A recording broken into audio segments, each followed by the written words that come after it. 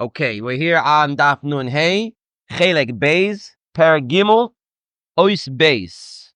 The next section which we're going to start in a second, which is the following page on Daf Nun Vav, Ois Beis. We just have a brief introduction. Again, we're discussing in this Perek Moira Shabbos, the fear of Shabbos. What is the fear of Shabbos? So the introduction was what we did last week, was very bekitzer, was that there are no gvulos for Hashem. The physical world has boundaries, has borders, and you can't go past those borders. But those borders are rules that were made by HaKadosh Baruch Hu when he created the world. And therefore, because he created the world, he's not bound by those rules. He's the one who made the rules. He's not bound by the rules. He can break the rules. He can change the rules. And therefore, the fear is the realization that HaKadosh Baruch Hu is above and beyond everything, anything that there is in the world. Now we're going to take that another step. But before we do that, and Ois Beis over here, he reiterates some of the main Yesodis of Yesod HaChidush. So here's in the very beginning, he says like this: Kamoshi Yesod HaChidush Mar ala Yichud Hamiti Shakol Batel Klape HaMechadesh. Just like the Yesod of Chidush, that Hashem created everything out of nothing, Yesh Me'ayin, and that he is the one who created all of the rules, and therefore can break all the rules, or can remake all the rules, or do whatever he wants. He's not bound by anything. Hu adin shehu mar al yichud b'muvan ha'pashut she'ein sham shnayim ela borei echad. This also proves not only that he's limitless, but also that there is nobody else. Dim koyach hachidush mechaya behechrech ein asofiot k'moshit bar, because we said that the power to be mechadish, to make something new, has no end. And therefore he has no boundaries whatsoever. It must be that he is only one. He is one. Because if there would be two,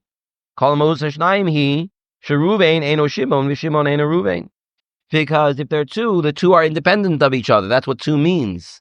That each one is independent of the other. Nimsa Reuven Mugbal b'masheinu Shimon. Reuven is limited because he is not Shimon, and vice versa. So therefore, if we're saying that Hashem is Ein Sofit, there is no end, there is nothing else besides for Hashem, it means there is no other power, there is nothing else besides for Hashem. Hashem is everything, and that's what it means. He is the Yichud. He is Echad. He is one, and everything that there is only from Hashem.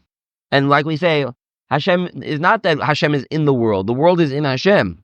Right? The Olam, Hashem is not here. He's not the Makoy Moshe. That's why we call Hashem Hamokom, because Hashem is the place. The world is in Hashem. There is nothing besides for Hashem. And that's why Al-Kain Amr Chazal, Kol Mishamer Shabbos, anybody who keeps Shabbos properly, Afilo Oived Avodah Zarah, Kidor Enosh Moichlin Lo. Even somebody who was Oived Avodah Zarah, like the Dor Enosh. The Dor Enosh was the first generation to ever do Avodah Zarah. Still, a person keeps Shabbos, Moichlin Lo. Why? Because when a person is Shomer Shabbos properly, and he gets into understanding what really Shabbos represents, the Chiddush HaOlam, how Hashem is not Mugbal, everything, Memele he'll come to do tshuva. Memele he'll come to see that when he's making a big mistake, that all those powers that he's davening for, that he's praying to, all these Avodah Zarahs, they're really nothing. The Shmiras Shabbos itself should come to that idea.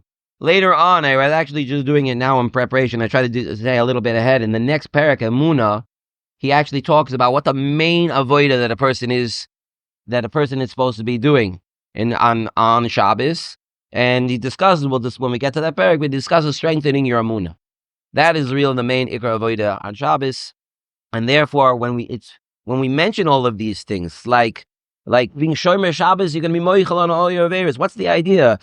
The idea is that we're putting it into our hearts and we're thinking about it, and it becomes part of us, right? It's not just we're just basically going through the motions. We're making it real by us. We're making it meaningful by us. Hashem, of course, wants our physical acts. Person who says, I'm a Jew at heart, is not even a Jew at heart, because Hashem wants you to do. Hashem wants you to do maisim. He gave us mitzvahs. Yes, there are chovos and lavovos. There are things on our heart that we have to do. And then there are many, many, many, many more physical acts that we need to do. And Hashem wants that. So therefore we have to do it, but we have to do it with meaning. We have to do it with, there's a reason why we're doing it. And the more we think about that, the more it becomes meaningful, and the more that it becomes real by us, and it makes that deep impression that it should. Now we're starting Oiz Base. I mentioned before we started the recording, that this section is phenomenal. It's mamish a big chiddush, and I hope we'll have enough time to get through at least the main part of it today. His bara Shabbos mevi l'dei yira ilo. Now we've explained how Shabbos can bring a person to a true fear of Hashem, fear yiras haroimimus, a fear of the greatness of Hashem. Dahainu hakaras otmoso, a recognition of the essence that Hashem Yisbarach v'yicholoso habiltim ba'alas tachlis mikoich. So the chiddush, how his powers are endless, because based on the yisod of chiddush. Avo be'emes gam yisod yira tita dahainu yiras ha'oinish v'hadin. Not only is the greatness of Hashem, but actually the fear of punishment we can bring out from Shabbos. Ugamkein lehed yapoil yoytze misoid achidish. A fear of punishment from a person sinning can also be brought out, even though it's a lower level of fear, but it's at a level that we can understand. Yiras Aromus in our generation has become a little bit hard, because the leaders of the generation don't really get very much respect, unfortunately. Well, fortunately, maybe they don't deserve the respect, but in the secular world, they don't really get very, very, very much respect, and therefore it's a harder thing to understand a Yiras Aromus in the way that it once was classically understood, of a king. Somebody, you came to see the king, and it was like, this person had the ability, did the wrong thing, and that's it. Off with your head. But the idea of Yiras Ha'oinish is something that we can understand a little bit better. A person does something wrong, they're going to have to pay the price for it. So where do we see that in Shabbos? So here he starts with the Yesod. The Yesod is based on Pasuk. The Pasuk says in Parshas Lech Lecha, Yado teida ki ger yezarcha be'eretz lo lahem v'avdum minu sam arba me'yoshana v'gam es hagoy asher yavodu dananoichi v'acherechein yetzu b'rechush gadol. HaKadosh Baruch Hu is speaking to Avram Avinu, and he's telling him a nevuah of what's going to be. In the Bris Bein HaBesarim, Hashem says to Avram Avinu, you should know your children are going to be enslaved 400 years, or why it was really less than 400, but the pasuk says 400 years. And after the end of the slavery is finished, they're going to go free. They're going to go free with a great wealth, which we know, Yetzias Mitzrayim, that Klal Yisrael emptied out Mitzrayim of all their wealth. And there's one other point. The nation that you served, Dan Anoichi, I will judge them. Here, HaKadosh Baruch Hu tells Avram Avinu, you should know your nation will be enslaved. There's a reason for the enslavement. Something needed to be done. The enslavement was necessary for whatever reason. It made Klal Yisrael. It changed Klal Yisrael. But there had to be an enslavement. But you should know, it's not for nothing. They're going to come out with the Rechush Gadol. And we know, coming out of Mitzrayim, they're going to get the Torah. But as for Pinchas, why was it that it was so necessary that Mitzrayim needed to be punished? It sounds like in the Pasuk, this is an intricate part of Yetzias Mitzrayim. It's not just Klal Yisrael leaving Mitzrayim. It's about punishing the Egyptians, punishing Mitzrayim. That's an important part. He brings here in the second paragraph in Oiz Beis that the divrei of the Marana is the Briskerov brings on the pasuk in Shemois in Perek Zayin, Re'ei nasasi Elokim leparo, that Rashi says over there, then you're going to be made into a god, so to speak, a judge, shoifet, Rashi says, a judge, you're going to punish him, you're going to hit him, the tremendous yisurim you're going to give. And there the Briskerov explains, the purpose of the Makos wasn't only a way of getting Paro to give in, to let them go. That wasn't the only tachlis. The Makos were to punish were to punish Mitzrayim and to be Mekayim the Pasuk that Avram Avinu was Makabel, the Haftocha, that Mitzrayim was going to be punished. There's a din in the punishment itself. Mitzrayim has to be punished. Not only because that was the only way to force Paro to let Klal Yisrael out. Adrabah, we see that HaKadosh Baruch Hu hardened Paro's heart. Paro would have given in earlier. If it was just to get them out, so let them leave. As soon as he gives in, that's it. No. HaKadosh Baruch Hu wants Dafkin to harden his heart. We want to hit you more. Why? With the whole Toelis, Riyas Yamsuf also, there was a lot of 50 makos, 200 makos, 250 makos. Why? What's all this? Isn't just to say Klal Yisrael free? No.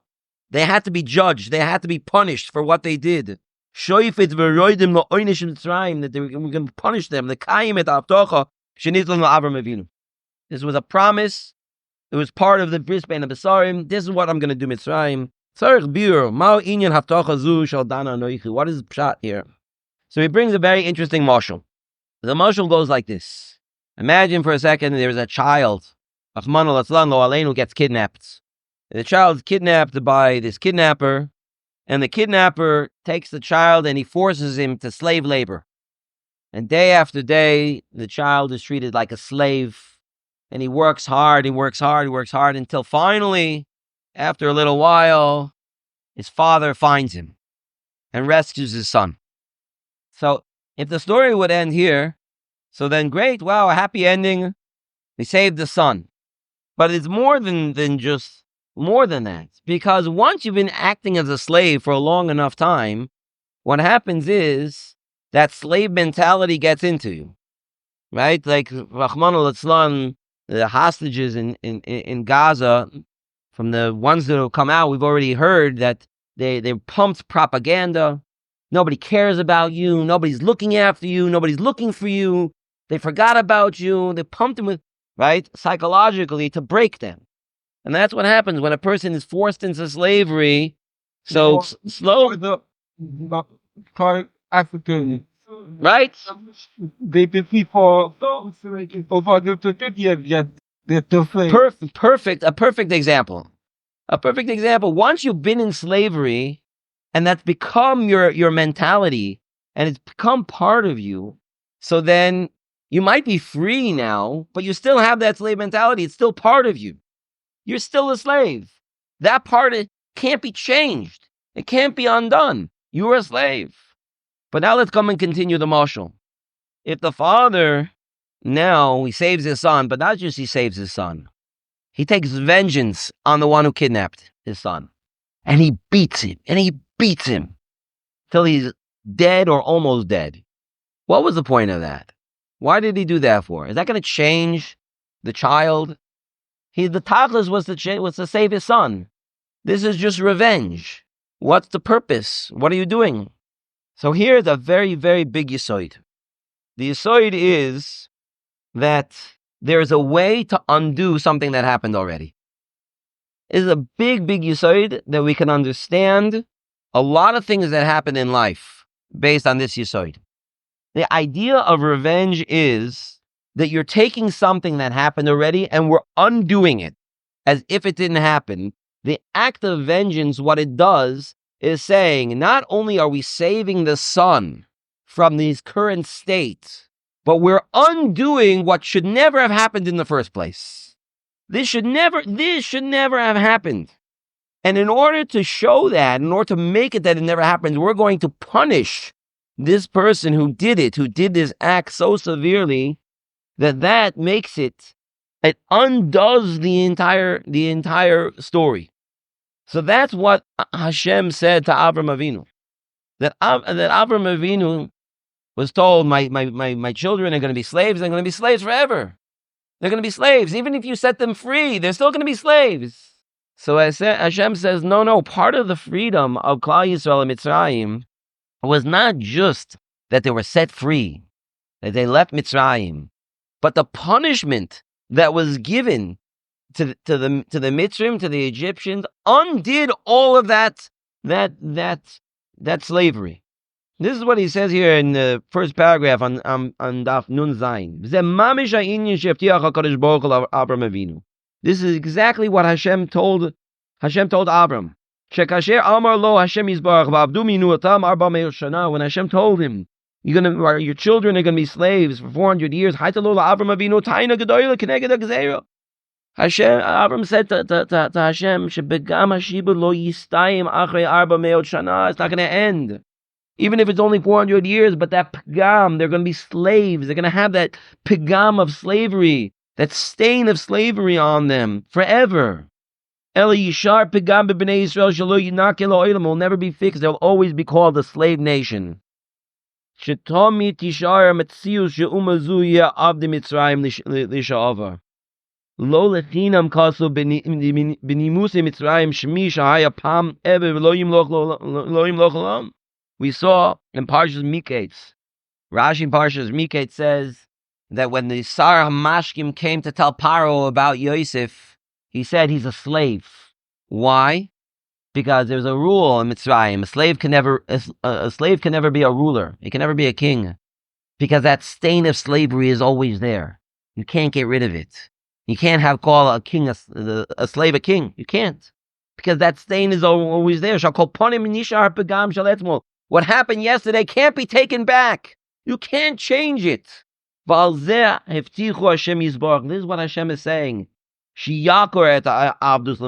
am going to uproot it. I'm going to change it. Retroactively, I'm going to uproot that pagam like it never happened. Al yedei how? By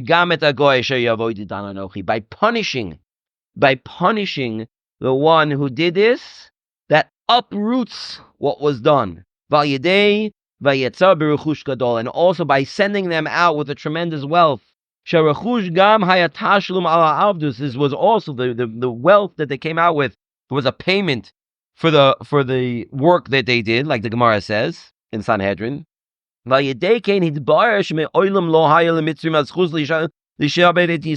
coming out with money, that shows you weren't a slave.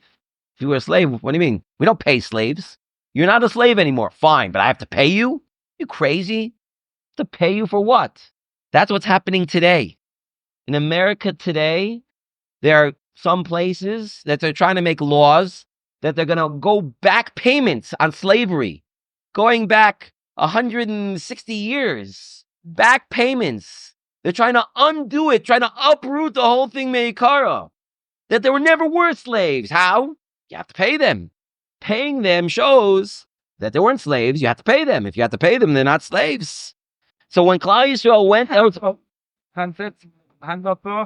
What? Haniktanik is by an Eved Ivri, not by an Eved Kanaini.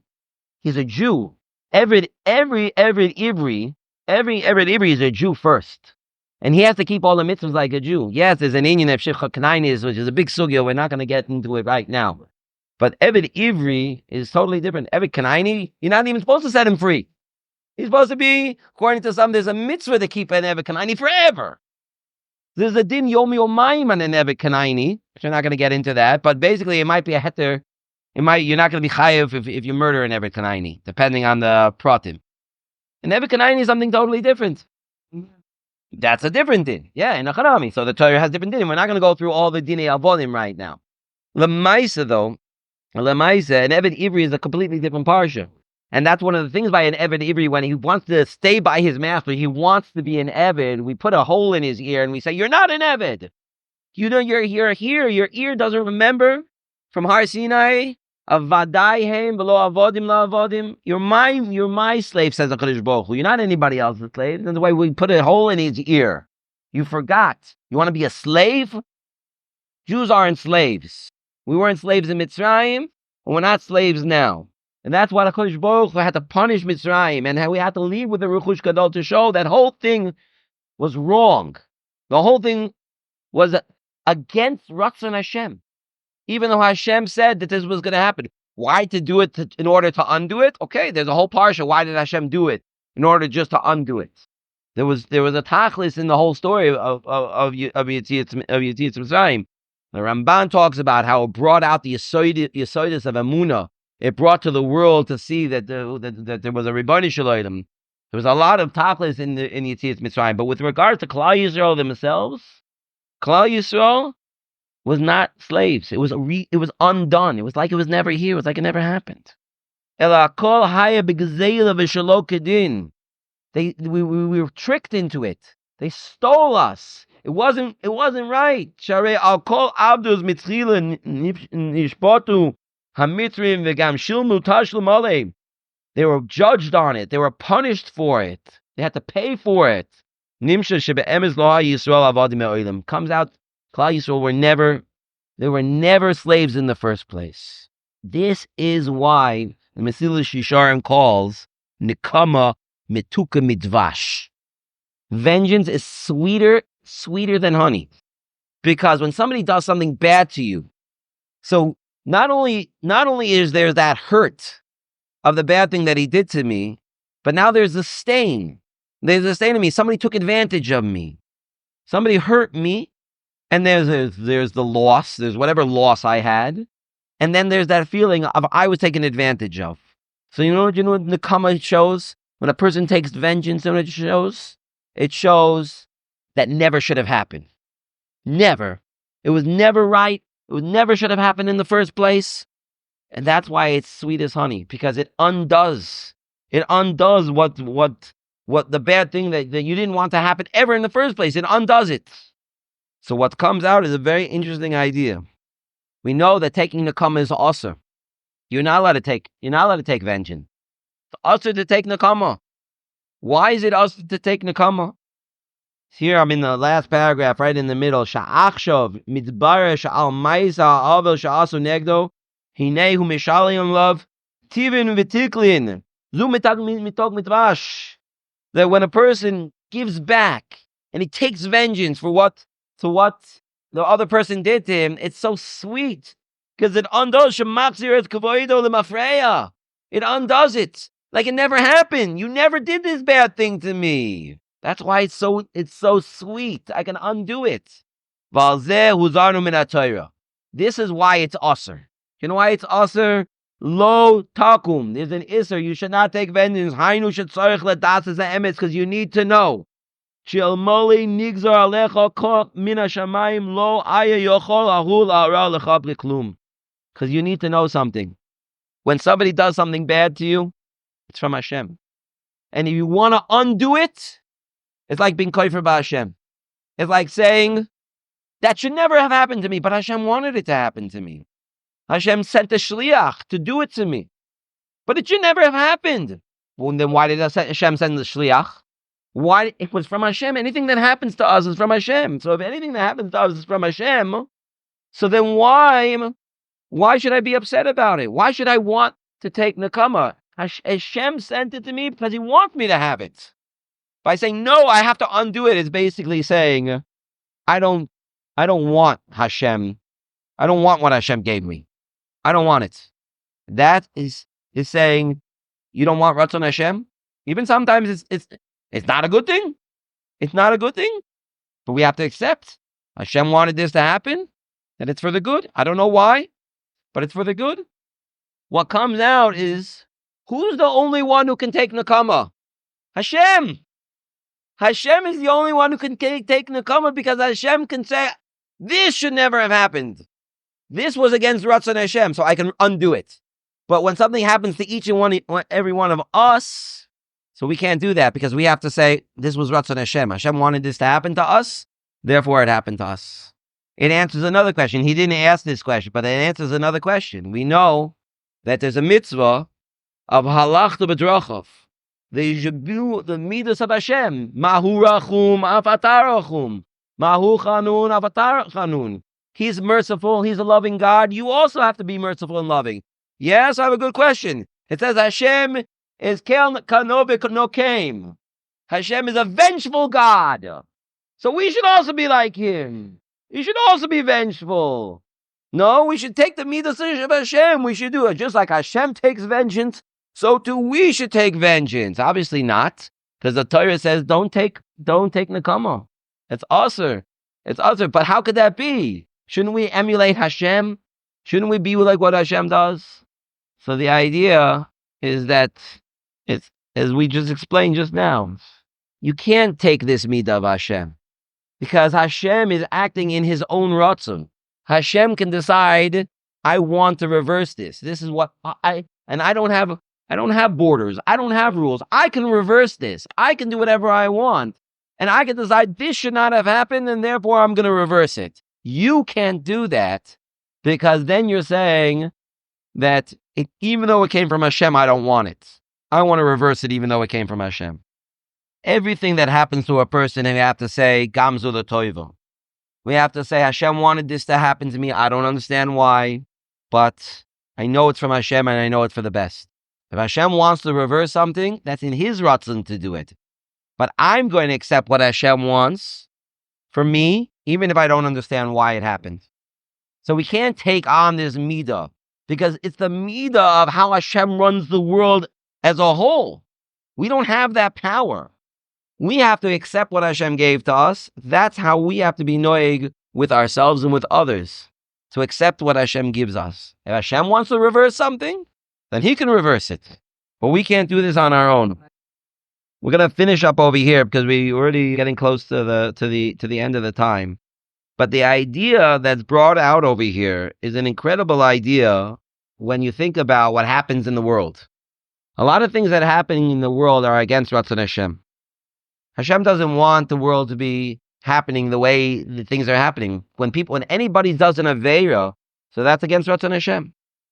If that's against Ratzon Hashem, how can anybody do anything against Ratzon Hashem? Everything that's being noig in the world is Ratzon Hashem. The fact that the world is here, every single person is here is Ratzon Hashem. So how can anybody do anything against Ratzon Hashem? How do we even have that power? How do we have that koach habechira? So you looking at it this way, a person can understand. We can understand both things at the same time. A person has a bechira. You can decide to do something. You can try. We have bechira. We can try to do something. Do an aveira. An aveira is certainly against Ratzon Hashem. But at the end of the day, the Ratzon Hashem is going to win out. If a person did an aveira, at the end, that aveira is going to have to be reversed. That aveira, which is Ratzon Hashem, is going to have to be uprooted. The nekama of Hashem is going to come and uproot it as if it never happened. So in the end, it will all be Ratzon Hashem. How is that going to happen? How is that going to happen? We're going to discuss it a little bit more. But at the end, what comes out is that it's only going to be Ratzon Hashem. Everything is only going to be Ratzon Hashem. Because Hashem is all-powerful in every single way. And he can undo anything that happened. And because even things that actually happened bepoil, Hashem is not bound by the rules of nature. Hashem is not bound by the rules of time. HaKadosh Baruch Hu can undo anything. So in the end, it will all be Ratzon Hashem. Okay, we'll continue with this Be'ezras Hashem next week. Goyach. Very good.